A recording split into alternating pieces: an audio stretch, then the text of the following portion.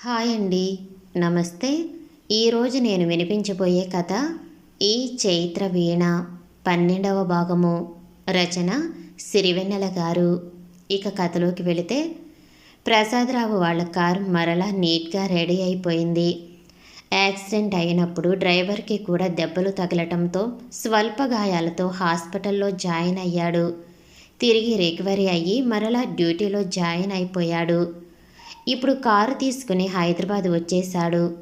అందరూ కారెక్కి బయలుదేరుతుంటే జానకమ్మ, శిశిర్ ఇద్దరు వీధిలోకి వచ్చి వీడ్కోలు ఇచ్చారు. చైత్ర ఏదైనా మాట్లాడుతుందని శిశిర్ ఏమైనా మాట్లాడాలని చైత్ర ఆశించారు. అలాంటిది ఏమీ జరగకపోయేసరికి ఇద్దరు నిరాశపడినారు. చైత్రకు ఏమి చెప్పాలో ఎలా చెప్పాలో తెలియటం లేదు. శిశిర్కు చైత్రతో ఏమి మాట్లాడితే ఎలా రియాక్ట్ అవుతుందో, తర్వాత పరిణామాలు ఏమిటో అనే భయంతో సైలెంట్గా ఉంటున్నాడు. అలా చైత్ర వాళ్ళ ఇంటికి వచ్చినాక కూడా చైత్ర మనసంతా ఏమిటోగా ఉంది. ఏదో పోగొట్టుకున్నట్టుగా, మనసంతా దేని మీద నిలవలేక బేలగా అనిపిస్తూ ఉంది. తన మనసు శిశిర్ దగ్గరే వదిలేసి వచ్చిందని ఈ చైత్ర గుర్తిస్తుందా? గుర్తించినా అది నిజమని అంగీకరిస్తుందో లేదో? ఒక వారంలో చైత్ర రాసిన ప్రిలిమ్స్ ఎగ్జామ్స్ ఫలితాలు వచ్చాయి. చైత్ర సెలెక్ట్ అయ్యింది. చైత్రలో ఉన్న స్తబ్దత కొంచెం తొలగి చాలా హుషారొచ్చింది. నెక్స్ట్ మెయిన్స్కు ప్రిపేర్ అయ్యేదానికి హైదరాబాద్కి వెళ్ళాలని రెడీ అవసాగింది. తల్లి లలిత 2 రోజుల్లో నీ బర్త్డే ఉంది కదా, అది సెలబ్రేట్ చేసుకున్న తర్వాత ఒకేసారి వెళ్దువు కానీ అంది. చైత్ర కూడా అలాగే అని ఆగిపోయింది. చైత్రను తీసుకుని ఎప్పటిలాగే షాపింగ్కి అని బయలుదేరిన లలితతో శిశిర్ నానమ్మ, జానకమ్మ గారు ఏమిచ్చారో చూడకూడదు అని అన్నారు ప్రసాదరావు. అవును కదా, ఆ విషయమే మర్చిపోయాను అంటూ వెళ్ళి ఆ ప్యాకెట్లు ఓపెన్ చేశారు లలిత. ప్రసాదరావు గారికి మంచి పట్టుబట్టలు, పంచె, ఉత్తరీయం ఉన్నాయి. అవి కాక ఒక జత మామూలుగా ప్రసాదరావు వేసుకునే అలాంటి బట్టలు, ప్యాంటు, షర్ట్ కుట్టించినవి ఉన్నాయి. అవి రెడీమేడ్ లాగా లేవు. లలితకు లేతాకుపచ్చ చీరకు ముదురు పింక్ బోర్డర్ ఉన్న కంచిపట్టు చీర, జాకెట్, అలాగే హాఫ్ వైట్ కంచుపట్టు చీరకు లేత పింక్ మంగళగిరి పట్టు చీర. చైత్రకు లెమన్ ఎల్లోపై పింక్ గ్రీన్ బొమ్మలు ఉన్న ఇక్కత్ పట్టులంగా, దానికి pink border, same yellow blouse, pink border colour ఉన్న హాఫ్ శారీ ఉన్న ఆ డ్రెస్ చూడగానే అందరికీ చాలా బాగా నచ్చేశాయి. బ్లౌజ్ కూడా బుట్ట చేతులు పెట్టి కుట్టించి ఉంది. చైత్ర పట్టులంగాలు ఎప్పుడో చిన్నప్పుడు వేసుకున్నట్టు గుర్తు. 10 పాస్ అయ్యాక రకరకాల మోడ్రన్ డ్రెస్సులు తప్పితే ఇలాంటి తెలుగుదనం ఉట్టిపడే లంగా ఓణీలు వేసుకోలేదు. ఇదంతా జానకమ్మ గారి పని అనుకున్నారు అందరూ. అలా ఆ రోజు షాపింగ్ పని తప్పిందని సంతోషించారు. అందులో బట్టలు కూడా చాలా బాగున్నాయి. ఖరీదు కన్నా కూడా వాటి కలర్ కాంబినేషన్ చూస్తుంటే చాలా అనుభవం, అభిరుచి ఉన్న డిజైనర్ సెలక్షన్లా ఉన్నాయి. ముఖ్యంగా చైత్రకు ఆ బట్టలు చాలా బాగా నచ్చేశాయి. వాటి సెలక్షన్ జానకమ్మ లేక శిశిరా? చాలా అందంగా ఉన్నాయి అని వాటిని చూసి మెచ్చుకోకుండా ఉండలేకపోయింది. అమ్మా నాన్నల దగ్గర మెచ్చుకుంటే ఏమైనా తప్పుగా అనుకుంటారేమో అనుకుని మెదలకుండా ఉండిపోయింది. చైత్రకు శిశిర్తో పరిచయం అయినప్పటి నుండి జరిగిన విషయాలు గుర్తు తెచ్చుకుంటూ మరలా సెల్ ఫోన్లో ఉన్న రేష్మి పెళ్లిలో సంగీత్ ఫోటోలు, వీడియోలు చూస్తూ ఉంది. ఈ మధ్యకాలంలో వాటిని చూసి చాలా రోజులు అయ్యింది. రేష్మికి ఆమె పెళ్లి తర్వాత జరిగిన విషయాలు అన్నీ చెప్పాలి. ముఖ్యంగా తాము ఈ మధ్య శిశిర్ వాళ్ళ ఇంట్లో ఉన్నామని, వారికి తన వైపు నుండి ధన్యవాదాలు తెలియచేయమని చెప్పాలని ఆలోచిస్తూ నిద్రపోయింది. చైత్రుని ఎప్పుడూ తనంతట తాను లేచే వరకు ఇంట్లో లేపే అలవాటు లేదు. ఈరోజు కూడా అలాగే. ఎంత బర్త్డే అయినా సరే తనంతట తానే లేవాలి. లేపినా చైత్రకు మెలకువ రాదు. 1 గంట సేపన్నా పడుతుంది చైత్రను లేపాలంటే. అందుకే చైత్రను ఎట్టి పరిస్థితుల్లోనూ లేపరు. చైత్ర రోజు 6-7 గంటల మధ్యలో లేస్తుంది. ఈ మధ్య కాలంలో కోచింగ్ చేరిన తర్వాత కొంచెం ముందే లేవటం అలవాటైంది. చైత్ర ప్రతి పుట్టినరోజు నుండి ఏదో ఒక కొత్త నిర్ణయం తీసుకుంటుంది. ఒక కొత్త మంచి లక్షణాన్ని తీసుకుని దాన్ని అమలుపరుస్తుంది. ఈసారి వేకువనే నిద్రలేవాలి అని నిర్ణయించుకుంది. దానికోసమే వేకువనే 4 గంటలకు అలారం పెట్టుకుంది. చైత్ర వేకువనే లేచేసరికి happy birthday to you Chaitra అంటూ అమ్మా నాన్నలు ఇద్దరూ ఒకేసారి అంటూ రూమ్లోకి అడుగుపెట్టారు. థ్యాంక్ యూ అమ్మా నాన్న అంటూ చైత్ర హ్యాపీగా వారిని అల్లుకుపోయింది. చైత్ర, నువ్వు అన్ని పనులు పూర్తి చేసుకుని త్వరగా రెడీ అయ్యి కిందికి వచ్చేసేయి. మేము కూడా రెడీ అయ్యి నీకోసం ఎదురు చూస్తూ ఉంటాము. అందరము గుడికి వెళ్ళి వచ్చిన తర్వాత ఏదైనా హోటల్కి వెళ్ళి టిఫిన్ చేసి వచ్చేద్దాం అని చెప్పారు ప్రసాదరావు. అలాగే నాన్న, 1 అవర్లో వచ్చేస్తాను, వెయిట్ చేయండి అంటూ బాత్రూంలో దూరింది. చైత్ర స్నానం చేసి చక్కగా ముస్తాబయ్యి వచ్చింది. జానకమ్మ ఇచ్చిన ఆ పట్టులంగా ఓణీలో చాలా ముచ్చటగా ఉంది. ముఖ్యంగా ఆ బుట్ట చేతుల జాకెట్లో ఆ పట్టులంగా ఓణీలో చైత్ర బుట్టముబ్బలాగా చాలా చాలా అందంగా ఉంది. అందరం విజయవాడ వెళ్ళి కనకదుర్గమ్మని దర్శనం చేసుకుందాం అంది చైత్ర. సరే అని అందరూ కారెక్కి విజయవాడకు వెళ్ళారు. ఆ ఉదయం 6 గంటల సమయంలో ఇంద్రకీలాద్రి పర్వతం పైన అలా తిరుగుతుంటే చాలా ఆహ్లాదకరంగా ఉంది. ఈ మధ్య కాలంలో అలా అందరూ కలిసి గడపలేదు. ప్రసాదరావు తన ఆఫీసు పనులతో ఎప్పుడూ బిజీగా ఉంటారు. చైత్ర చదువుకోవడంతో బిజీగా ఉండేది. అది కాక ఈ మధ్య యాక్సిడెంట్ అవటంతో అందరూ కొంచెం తీరుబడిగా ఇంటి పట్టున ఉంటున్నారు. పైగా చైత్ర యాక్సిడెంట్ అయినప్పుడు అమ్మా నాన్నలు త్వరగా కోలుకోవాలని, వారిద్దరూ రికవర్ అయ్యాక దర్శనం చేసుకుంటానని మొక్కుకుంది. అందుకే అందరూ కలిసి అమ్మవారిని దర్శించుకున్నారు. తర్వాత స్వామివారిని కూడా దర్శించుకుని కిందికి వచ్చేశారు.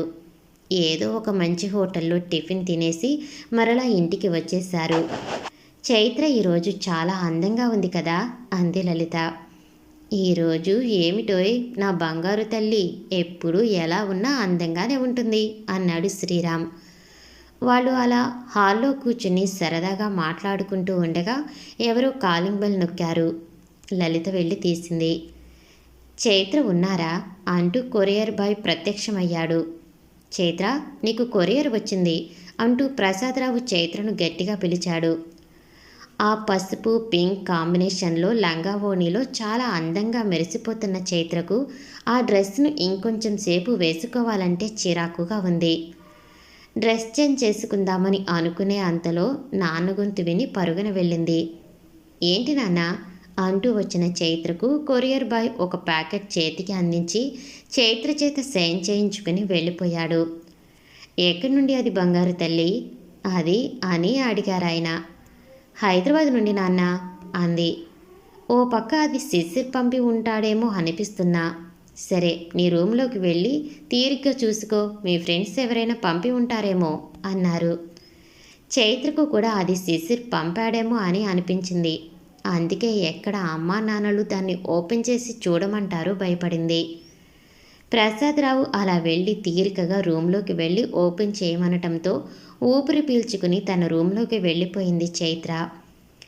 రూమ్లోకి రాగానే ఒకసారి దాన్ని ఓపెన్ చేద్దామా వద్దా అని ఆలోచించింది. దాని లోపల ఏముందో చూడాలి అనే కుతూహలం తట్టుకోలేక ఓపెన్ చేసింది. లోపల ఉన్న వస్తువులను చూసిన చైత్ర మనసు ఒక అవ్యక్తమైన అనుభూతికి లోనయ్యింది. అది ఒక గట్టి ఆటలతో బైండింగ్ చేసి ఉన్న పుస్తకం. దాని ముఖ చిత్రంగా చైత్ర ఇంటి నుంచి శిశిర్ తీసిన ఫోటో ఉంది. ఆ ఫోటోలో చైత్ర చాలా అందంగా ఉంది. చైత్రకు కూడా ఆ ఫోటో అంటే చాలా ఇష్టం. అది పోయిన సంవత్సరం పుట్టినరోజు నాడు తీసుకున్న ఫోటో. 1 సంవత్సరం రోజులు దానిని హాలులో ఉంచి మరలా సంవత్సరం పుట్టినరోజున తీసిన ఫోటో ఆ ప్లేస్లోకి వస్తుంది. ఇలా చైత్ర పుట్టినప్పటి నుండి ఇప్పటి వరకు చైత్ర ఫోటోలు అన్ని ఆల్బంలో భద్రంగా ఉన్నాయి. ఆ ఫోటో పైన ఈ చైత్ర వీణ అని గోల్డ్ కలర్ అక్షరాలు, వాటిపైన చైత్రకు ప్రేమతో శిశిర్ అని ఉంది. పుస్తకాన్ని అలా ఒక్కసారి తిప్పింది. అందమైన ముత్యాల లాంటి అక్షరాలతో లోపల పేజీలు రాసి ఉన్నాయి. చైత్ర ఇక ఆగలేకపోయింది. దాన్ని చదవటం మొదలుపెట్టింది. మధ్య మధ్యలో ఎవరైనా వస్తారేమో అని వారి నుండి డిస్టర్బెన్స్ లేకుండా తలుపులు వేసేసి గడియ పెట్టేసి వచ్చి చదవటం మొదలుపెట్టింది. ప్రియమైన చైత్ర, ఇది ఒక పుస్తకం కాదు, అక్షరాలుగా పరిచిన నా హృదయం. నీతో కొన్ని విషయాలు చెప్పాలి. రేష్మి వాళ్ళ అన్నయ్య శిశిర్ ఏదో రేష్మి పెళ్ళిలో పరిచయం అయ్యాడు. పొరపాటున ప్రమాదానికి గురైన మా అమ్మా నాన్నలను హాస్పిటల్లో జాయిన్ చేశాడు. అంత మాత్రాన నాతో మాట్లాడేదేముంది అని అనుకోవద్దు. దీనిని చివరి వరకు చదువు. గత కొద్ది రోజులుగా, అంటే నీతో నా పరిచయం జరిగినప్పటి నుండి కొన్ని పరిణామాలు చాలా చిత్రంగా జరుగుతున్నాయి అనిపిస్తుంది. ముఖ్యంగా నీతో పరిచయం చాలా విచిత్రంగా జరిగింది. ఆ రోజు నేను ముంబై నుండి బయలుదేరి, నేను రేపు ముంబై నుండి వస్తున్నాను, ఎల్లుండి ఉదయం విజయవాడకు వస్తున్నాను అని రేష్మికి ఫోన్ చేశాను. రేష్మి చాలా సంతోషంగా, అలాగే అన్నయ్య, పెద్దమ్మ పెదనాన్న వాళ్ళు కూడా వస్తున్నారట కదా, సంతోషం అంది. రాకపోతే నువ్వు ఒప్పుకుంటావా అన్నాను. మా ఇంట్లో ఆడపిల్లలు లేరు కాబట్టి రేష్మి మా ఇంటి ఆడపిల్లలాగే పెరిగింది. మా అమ్మా నాన్నల దగ్గర చాలా గారాలు పోయేది. రేష్మికి వాళ్ళ ఇంట్లో కన్నా మా ఇంట్లోనే చనువు ఎక్కువ. అందుకే ఎన్ని పనులున్నా అమ్మా నాన్నలు అవన్నీ పక్కన పెట్టి రేష్మి పెళ్ళికి బయలుదేరి వస్తున్నారు. అందుకే రేష్మి అలాగే త్వరగా వచ్చేసేయి అంది. అలాగే బాబాయ్కి కూడా ఫోన్ చేసి చెప్పినాను. సరేరా శిశిర్, నువ్వు విజయవాడలో దిగగానే ఫోన్ చెయ్యి అని బాబాయ్ ఫోన్లో చెప్పాడు. అలాగే అని బయలుదేరాను. మొదట నానమ్మ నేను ఇద్దరం బయలుదేరాలనుకున్నాము. ఆఖరి నిమిషంలో నానమ్మకు కొంచెం ఒంట్లో నలతగా ఉండటం వలన మా ఫ్రెండ్ వాళ్ళని ఇంట్లో నానమ్మను చూసుకోమని చెప్పి నేను బయలుదేరాను. నానమ్మ మనసు అంతా ఇక్కడే ఉంటుంది, కానీ నాకు వదిలిరాక తప్పలేదు. పోనీ నేను ఆగిపోదామా అనుకుంటే ఇక్కడ చాలా పనులు, అన్నీ నేను కూడా చేయాల్సినవి ఉన్నవి. ముఖ్యంగా ఆకాష్ ఫీల్ అవుతాడు. ఎందుకంటే రేష్మి వాళ్ళ పక్క ఊరే అయినా ఆకాష్ను నేనే రేష్మికి సెలెక్ట్ చేసింది. ఇటు చూస్తే రేష్మి చెల్లి, అటు చూస్తే ఇద్దరు. ఆకాష్ నా ఫ్రెండ్ కనుక ఖచ్చితంగా వెళ్ళవలసి వచ్చింది. లేకపోతే రేష్మి బాగా ఫీల్ అవుతుంది. అందుకే నానమ్మను వదిలేసి నేను బయలుదేరాను. విజయవాడకు వచ్చాక ఫోన్ చేయమన్నారు కదా అని బాబాయ్కు రేష్మికి ఫోన్ చేశాను. బాబాయ్ రేష్మికి ఆ అబ్బాయి వాళ్ళు ఇచ్చే ఉంగరం, మరో నెక్లెస్లను బంగారు షాప్ నుండి తీసుకురమ్మన్నారు.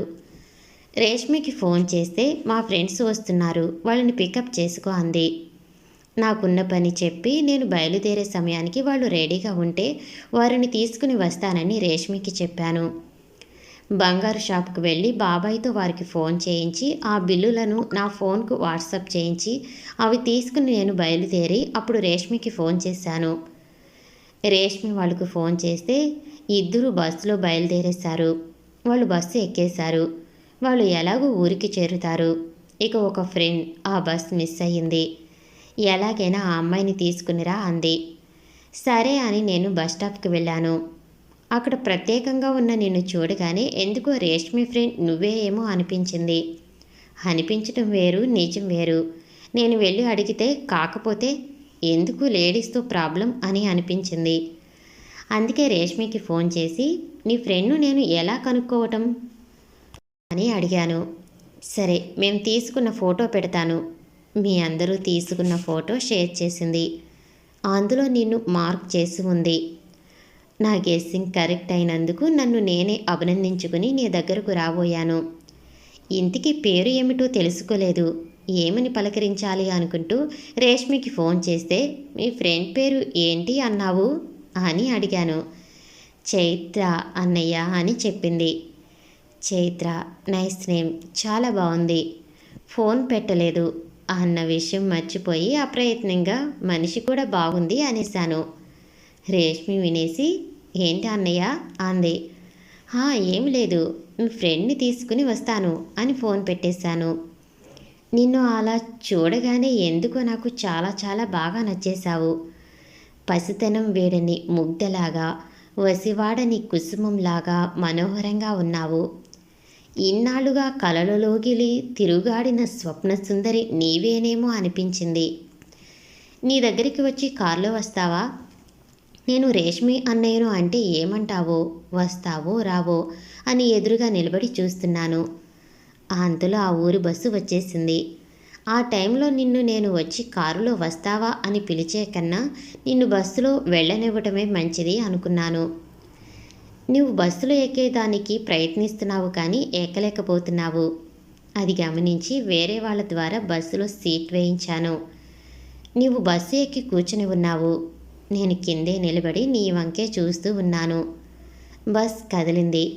బస్ వెంబడి కారులో వద్దామని, కానీ కొద్దిసేపు అయ్యాక అనిపించింది అలా నువ్వు బస్సులో నేను కారులో వెళితే బాగోదు, రేష్మి తిడుతుందేమో అని నేను కూడా బస్సులోనే వద్దామని కారు అక్కడ వేరే బస్ స్టాప్ నియరెస్ట్గా పెట్టేసి వచ్చి బస్సు ఎక్కేశాను. బస్సు అప్పటికే కదులుతూ ఉంది.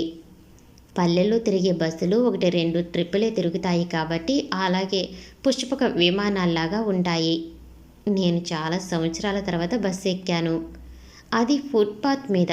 ఆ బస్సు రాడ్ పట్టుకుని అలా నిల్చుని ఉంటే, ఒరే శిశిరిగా, ఇంత ప్రమాదకరమైన ప్రయాణం చేయటం నీకు అవసరమా అని నన్ను నేను ప్రశ్నించుకున్నాను. ఎవరైనా దిగాలి అంటే ఫుట్పాత్లో ఉండే మేము 2-3 ప్రతిసారి దిగవలసి వచ్చేది. ఎవరి కోసం ఇంత ప్రయాస అనిపించింది. అప్పుడప్పుడు నిన్ను చూస్తూనే ఉన్నాను. ఒక పెద్దావిడ నీతో మాటలు కలపటం గమనించాను. నువ్వు ఆవిడతో ఫోన్లో సెల్ఫీలు తీసుకోవటం కూడా చూశాను. ఆవిడెవరో తెలియకుండా సెల్ఫీలు తీసుకుంటుంటే తెంగరి బుచ్చిలాగుంది అనుకున్నాను. అలా ఊరు చేరాక నిన్ను రేష్మి కారులో తీసుకుని రమ్మంది. కారులో రమ్మని అడిగితే వస్తావో రావో అని బస్సులో తీసుకుని వచ్చాను. అంటే నీ ఫీలింగ్స్ ఎలా ఉంటాయో కదా. నన్ను ఒక పిచ్చాడిని చూసినట్టు చూస్తావేమో అని భయమేసి ఆ ప్రయత్నం విరమించుకుని నీ వెనకే వస్తున్నాను.